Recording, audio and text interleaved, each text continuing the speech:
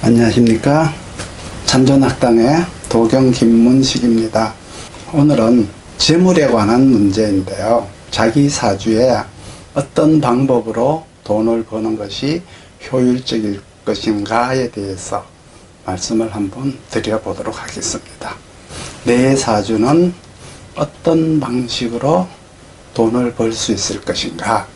어른들 말씀에 돈이란 건 저축을 잘해야지 많이 번다고 있는 게 아니라고 했죠. 돈 중에는 성실하게 일을 해서 버는 돈이 있고요. 저축을 잘해서 모아놓은 돈이 있고요. 부모에게 받은 유산이 있어요. 그 중에서 제일 기분 좋은 돈은 아마 유산이 아닐까라는 생각을 해보는데, 그러면 이 유산을 받으려면 이 받는 사람은 일간이 되겠죠. 그러면 사주에서 어떻게 생겨야 유산을 받을 수 있을 것인가. 이것은 이제 인성에 의해서 일간이 생활을 받으면은 받을 복이 있는 거예요. 그런데 인성이 일간을 꾸준하게 생활을 하려면 관살의 생을 받은 인성이 일간을 생해야 꾸준하게 받을 수가 있는 거예요. 그렇게 되어야 받을 복이 되는 거고요. 받는 돈도 되는 것이죠.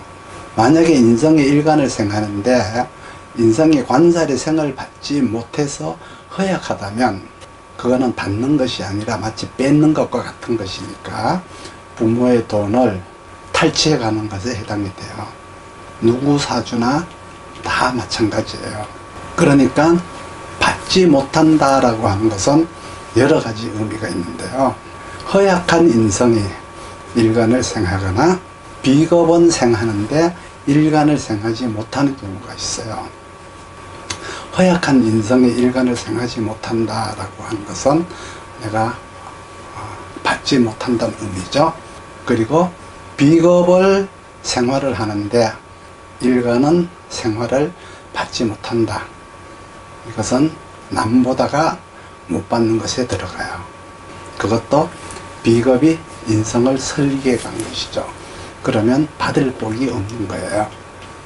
이런 맥락으로 바라본다면 만약에 인성이 관살의 생화가 없어도 인성 스스로 완강하면, 인성 스스로 완강해서 인성이 관살의 생화가 없이도 스스로 왕해서 일간을 생한다면 받을 복 중에서 부모님의 단점을 물려받아 실천하는 것이 돼요. 부모님의 꾸준하지 못한 단점들, 그 왕한 기운들 속에는 부모님의 이루지 못한 꿈, 한, 이런 것들이 들어있어요. 그러면 내가 부모님의 이루지 못한 꿈을 이어받아서 그것을 이루고자 하는 유전자가 나에게 온 거예요. 여기에는 재물이 개입이 되지는 않은 것이죠. 이런 것들은 대다수 가업이나 부모의 뜻을 승계받거나 하는 경향이 있죠. 이렇게 관살의 생을 받지 않은 인성이 스스로 왕해서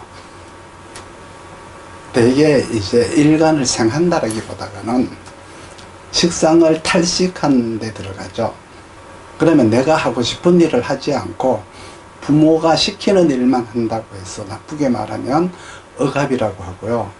부모의 뜻을 받들어 모셔야 한다라고 하는 거예요. 그래서 받을 복은 두 가지가 있는데요. 첫 번째는 유산을 받는 복과 두 번째는 부모의 뜻만 받는 복이 있죠. 이것은 약간의 통제에 들어간다. 인성이 스스로 왕해서 일간을 생한다는 것은 부모의 뜻만 받들어 모시는 받는 복에 들어가는 거니까 결코 좋은 것은 아니지만, 그렇다고 해서 나쁘다 좋다라고 정의를 내릴 수는 없어요. 이것으로. 그럼 받지 못한다라고 하는 것은 일간이 인성의 생활을 받지 못하거나 인성이 비겁만 생활하거나 이것이 이제 받지 못하는 복이에요. 사람은 돈을 많이 벌든 적게 벌든 저축을 잘 해야 되는데, 저축은 복이라기보다는 습관에 들어가죠. 흔히 재성을 재화라고 해서 소유물이란 뜻인데, 그러면 재성을 보호하는 것은 관살이에요. 비겁이 재성으로부터 인성을 보호하고 식상이 관살로부터 비겁을 보호하듯이 재성은 관살이 보호하는 거예요. 그러면 관살이 재성을 보호하면 저축하고 모으는 복, 즉 습관이 있는 거죠. 만약에 재생관이나 재생살이 되지 않으면 이 사람한테는 모으겠다라는 철학을 가지지 못한 거죠. 그러다가 혹시 나이가 60쯤이 넘어서 사주에서 재생관이 되면 내가 그동안 너무 헛살았구나, 돈 귀한 줄 모르고 막 살아왔구나 하고 후회를 할 때는 이미 늦은 거죠. 그리고 남보다가 많이 모으려면 조건이 있어요. 먼저 쟁제를 해야 돼요. 그래야 남보다가 부자가 될 수가 있는데, 쟁제를 하니까 재생관된 관살이 비겁을 제하죠. 그러면 재성이 살아나서 다시 재생관을 하니까 남보다가 많이 모으는 거죠. 경쟁자보다 많이 모은다, 이런 논리가 성립이 되는 거예요. 이것이 모으다에 대한 철학이에요. 그리고 벌다가 있어요. 사람은 누구나 벌이 활동을 해야 되는데, 그러면 돈을 벌다라는 의미는 식상이 재성을 생하는 것을 말하고요, 버는 행위를 하다라는 게 있어요. 돈을 벌다가 있고 버는 행위를 하다가 있는데, 이것은 이제 일간이 식상을 생활을 하면은 버는 행위를 하다가 되는 거예요. 그러니까 일간이 식상을 생활하는 것은 내 능력을 발휘해서 버는 행위를 하는 것이고, 식상이 재성을 생하는 것은 내 능력보다는 재성이라고 하는 고객의 요구에 부응하는 것이 되죠. 그것만 구분하시면 돼요. 그러면 둘 중에 하나만 있어도 되는데, 돈을 버는 방법은 일간이 식상을 생화하는 방법과 식상이 재성을 생화하는 방법이 있다. 그러니까 둘 다 되는 것이 가장 좋죠. 이것을 다시 정리하면은, 버는 행위를 하다는 일간이 식상을 생해서 내 가치를 고객에게 내어놓는 것이니까 돈을 버는 행위에 들어가고요. 식상이 재성을 생하면 상대방의 주문에 따라서 내가 움직여 주니까 나도 벌리는 것이죠. 이런 것에서 돈벌이 방법이 달라져요. 그러면 일간이 식상을 생하는 것은 자기의 전문적 능력을 발휘하는 것이고, 능력을 발휘함으로써 돈을 버는 것이지만, 식상이 재성을 생한다는 것은 상대의 요구나 뜻에 따르는 방식을 통해서 고객 가까이로 간다는 의미가 들어있어요. 돈벌이 방법으로 가까이 간 것이죠. 사업적 수단으로 가까이 간 거예요. 그래서 수단이 더 좋은 것은 식상이 재성을 생하는 것이죠. 그러니까 돈을 더 많이 버는 방법은 식상이 재성을 생하는 것이고, 돈을 꾸준하게 버는 것은 일간이 식상을 생하는 것이다. 그러니까 둘 다 있어야 좋다라고 말을 한 거예요. 그러니까 둘 다 있어야 좋다고 말을 하는 거죠. 그런데 일간이 식상을 생하는 것이 흔하지 않고요, 대체로 식상이 재성을 생하는 스타일이 많아요. 식상이 재성을 생한다는 것은 돈벌이 방법이 내 기준에 맞춰져 있지 않고 상대 기준에 맞춰져 있어요. 미용실을 하나 하더라도 고객의 취향에 맞추어서 능력을 발휘해야 된다는 의미가 들어있죠. 장사를 하더라도 자기가 좋아하는 것을 하기 위해서 하는 사람이 있고, 그 자리나 환경에 맞추어서 아이템이 달라지는 사람이 있어요. 이것이 식상이 재성을 생했느냐 일간이 식상을 생했느냐의 구분법이 되는 거예요. 그리고 상생이 원활하게 잘 되려면 일간이 신앙한 가운데 식상을 생하면 능력이 남보다가 낫다, 남보다가 출중하다, 특별하다라고 하죠. 만약에 일간의 근이 약하거나 쇠약한 상태에서 식상을 생하면 능력이 뛰어나지 못하니 자기 능력을 오랫동안 펼치지 못하고 수시로 체력을 보완해야 하거나 자기 능력을 업그레이드를 해야 되니까 비겁의 능력을 차용해 올 필요가 있다고 생각을 하시기 바랍니다. 이런 경우는 자기 능력을 만들기보다는 비겁의 능력을 빌려오는 경우가 있으니까 마치 식당을 운영하는데 사장과 요리사의 관계처럼 직원을 두고 사업을 하는 경우를 말하는 거예요. 이것도 돈 버는 능력에 들어가죠. 일간이 식상을 생하는 방법은 직접 생하는 방법과 비겁을 이용해서 생하는 방법이 있죠. 그런데 잘 사는 것은 비겁을 이용한 것이 더 잘 살아요.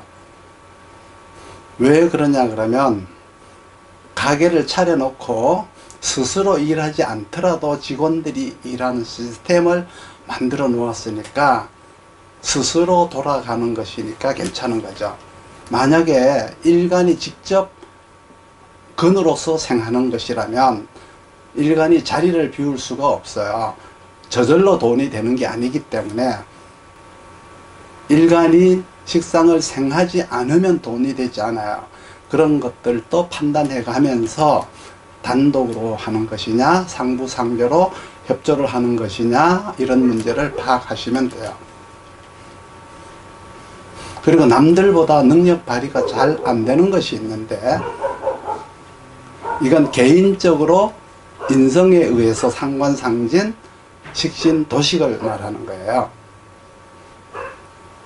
이렇게 되면 자기가 최선을 다해서 능력을 발휘하는데 인성이 가서 식상을 상극하면 능력 발휘가 잘 안 되니까 그러면 돈이 잘 안 벌린다고 하면 돼요. 그런데 개인적인 능력이 남보다가 허술한 것은 도식이나 상진이라고 한다면 재성을 만나게 되면 인성을 상극해서 식상생재를 유도했기 때문에 개인적 능력을 특허나 등록 또는 지식상품화하거나 안전자산화하는 것이 되는 거예요. 또 재성이 인성을 상극해서 식상이 살아나면 자신의 능력보다는 상권이 좋아진다고 생각하시기 바랍니다. 가게 자리가 좋아진다, 터가 좋아진다, 좋은 요지에 자리를 잡는다, 백화점에 입점한다, 뭐 이러한 것들이 재성이 인성을 상극해서 식상이 살아나는 방법인데요. 그 방법은 오행으로 무엇을 합했느냐에 따라서 방법론이 나오기도 하고 좋은 요지를 만날 수도 있는 거예요.